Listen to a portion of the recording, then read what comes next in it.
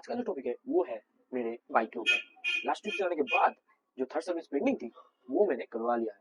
ये रही बिल और जो टोटल कॉस्ट आया है वो मैं वीडियो के एंड पे बताऊंगा। उससे पहले मेरे गाड़ी में क्या क्या काम करवाया है मैंने उसके बारे में बात कर लेते हैं।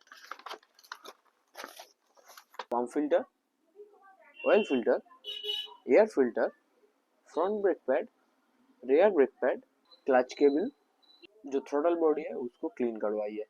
टोटल 7 काम करवाई है मैंने। इसके अलावा तो इंजन ऑयल चेंज हुआ ही है। मैंने आप लोगों को बताया कि कौन से पार्ट्स हैं मैंने रिप्लेस करवाई है, कौन से पार्ट्स क्लीन करवाई है। तो सब कुछ मिला के मेरा जो बिल आया है वो है 5,528 रुपये का। तो ये था मेरे NS400 का थर्ड सर्विस का कॉस्ट।